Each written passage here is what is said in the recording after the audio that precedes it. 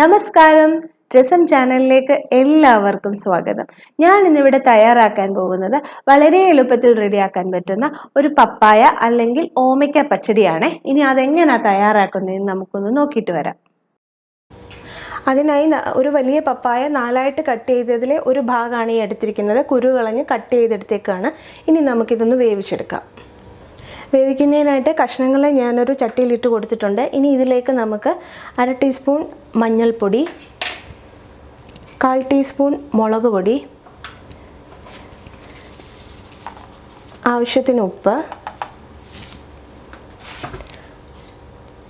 അല്പം കറിവേപ്പില, 1/2 കപ്പ് വെള്ളം ഇത്രയും ഒഴിച്ച് നമുക്കൊന്ന് വേവിച്ചെടുക്കാം. ഒരു 2-3 മിനിറ്റിനുള്ളിൽ ഇത് വെന്ത് കിട്ടും. വേവിച്ചെടുത്തിട്ട് വരാം. ഈ സമയം കൊണ്ട് നമുക്കൊന്ന് അരപ്പ് റെഡിയാക്കാം. അരപ്പ് റെഡിയാക്കുന്നതിനായിട്ട് ഞാൻ ഒരു 1/2 കപ്പ് തേങ്ങ, ഒരു പച്ചമുളക്, 1/2 ടീസ്പൂൺ ജീരകം, 2 ചെറിയ ഉള്ളി, 1/4 ടീസ്പൂൺ കടുക് ഇത്രയുമാണ് എടുക്കേണ്ടത്. കടുക് ചതഞ്ഞ് കിട്ടിയാൽ മതി, ബാക്കിയെല്ലാം നന്നായിട്ട് അരച്ചെടുക്കണം. പച്ചടിക്ക് കടുക് ചതച്ചെടുത്താൽ മതി. ഇനി നമുക്കിതൊന്ന് അരച്ചെടുക്കാം. ഇപ്പോൾ ഒരു 3 മിനിറ്റ് കഴിഞ്ഞ് ഞാൻ തുറന്ന് നോക്കിയതാണ്. ഇപ്പം നമ്മുടെ പപ്പായ അത്യാവശ്യം നന്നായിട്ട് വെന്തിട്ടുണ്ട്. അങ്ങ് ഒരുപാട് വേവേണ്ട, നമുക്ക് ഇടയ്ക്കൊന്ന് കടിക്കണം. എന്താ കണ്ടില്ലേ, ഈ ഒരു ഇതിൽ വേണം നമുക്ക് വെന്ത് കിട്ടാൻ. ഇനി ഇപ്പം നമുക്ക് ഈ സമയത്ത് നമുക്ക് അരപ്പ് ചേർക്കാം. അരപ്പൊന്ന് ചേർത്ത് കൊടുക്കുകയാണേ.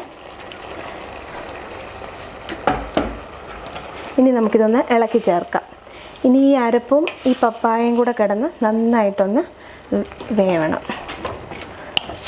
എന്നിട്ട് നമ്മൾ തൈര് ചേർക്കുന്നത് ഒരുപാട് ചൂടോടുകൂടി തൈര് ചേർക്കരുത്. ചെറുതായിട്ടൊരു ചെറിയ ചൂടേ ആവുള്ളൂ. നമുക്ക് ആ സമയത്ത് തൈര് ചേർത്ത് കൊടുക്കാം. ഇപ്പം നമ്മുടെ അരപ്പും പപ്പായയും കൂടെ ഒക്കെ നന്നായിട്ട് വെന്ത് ചേർന്നിട്ടുണ്ട്. ഇനി നമുക്ക് തീ ഓഫ് ചെയ്ത് വെക്കാം. എന്നിട്ട് നമുക്ക് ഒരു ചെറു ചൂടോടെ നമുക്ക് തൈര് ചേർത്ത് കൊടുക്കാം. ഞാൻ പറഞ്ഞായിരുന്നു. പിന്നെ അതേപോലെ അരപ്പ് അരയ്ക്കുമ്പോഴേ വളരെ കുറച്ച് വെള്ളം ചേർത്ത് മാത്രമേ അരയ്ക്കാവൂ. കാര്യം നമ്മുടെ പച്ചടി ഒരുപാട് അങ്ങ് വെള്ളമായി പോകും. അല്ലെങ്കിൽ ആവശ്യത്തിന് വെള്ളം ചേർത്ത് വേവിക്കുക, ഒരല്പം വെള്ളം ചേർത്ത് അരച്ചെടുക്കുക. എന്നിട്ട് ഇനി ഈ ചട്ടിയിൽ വേവിച്ചുകൊണ്ട് ഇത് തണുക്കുമ്പോൾ ഈ വെള്ളം ഒന്ന് ഇരുന്ന് കുറുകിക്കോളും ഇത്.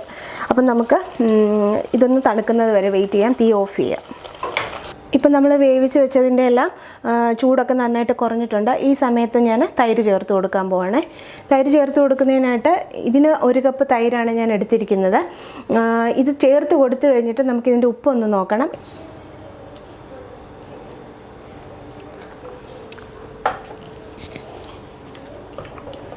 ഇതൊന്ന് ഇളക്കി ചേർത്ത് കൊടുക്കാം. എന്നിട്ട് നമുക്കിത് വളരെ ചെറുതായിട്ടൊന്ന് ചൂടാക്കിയെടുക്കാം.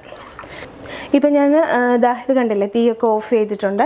ഒരുപാട് ചൂടാക്കരുത്, വളരെ ചെറിയൊരു ചൂടേ ആവാൻ പാടുള്ളൂ. പാത്രം മാത്രം ചൂടായാൽ മതി. ഇനി നമുക്ക് കടുക് വറുക്കുന്നത് നോക്കാം. കടുക് വറുക്കുന്നതിനായിട്ട് ഞാനൊരു പാൻ അടുപ്പിൽ വെച്ചിട്ട് 1 ടേബിൾ സ്പൂൺ വെളിച്ചെണ്ണ ഒഴിച്ച് കൊടുത്തിട്ടുണ്ട്. ഇനി നമുക്ക് കടുക് ചേർക്കാം. കടുക് നന്നായിട്ട് പൊട്ടി വന്നിട്ടുണ്ട്. ഇനി നമുക്ക് 4 വറ്റൽമുളകും കൂടി ചേർത്ത് കൊടുക്കാം. ഒരു 3-4 ചെറിയ ഉള്ളി വട്ടത്തിൽ അരിഞ്ഞതും കൂടെ ചേർത്ത് കൊടുക്കാം. ആവശ്യത്തിന് കറിവേപ്പില. ഇനി ഇതൊന്ന് വഴറ്റിയെടുക്കാം. ഇപ്പോൾ ഇത് നന്നായിട്ട് മൂത്ത് കിട്ടിയിട്ടുണ്ട്. ഇനി നമുക്കിത് പച്ചടിയിലേക്കൊന്ന് ചേർത്ത് കൊടുക്കാം. അങ്ങനെ നമ്മൾ കടുക് വറുത്തത് നമ്മുടെ പച്ചടിയിലേക്ക് ചേർത്ത് കൊടുത്തിട്ടുണ്ട്. ചെറുതായിട്ടൊന്ന് ഇളക്കിയിട്ട് നമുക്ക് സെർവ് ചെയ്യുന്നത് വരെ അടച്ചു വെക്കാം.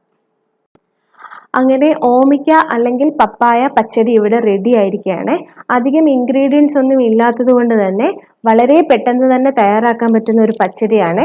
അപ്പോൾ എല്ലാവരും ഈ റെസിപ്പി ഒന്ന് ട്രൈ ചെയ്ത് നോക്കണം കേട്ടോ. എല്ലാവർക്കും ഈ വീഡിയോ ഇഷ്ടപ്പെട്ടെന്ന് വിശ്വസിക്കുന്നു. എൻ്റെ ചാനൽ ആദ്യമായി കാണുന്നവരാണെങ്കിൽ please like, share, subscribe my channel. Thank you.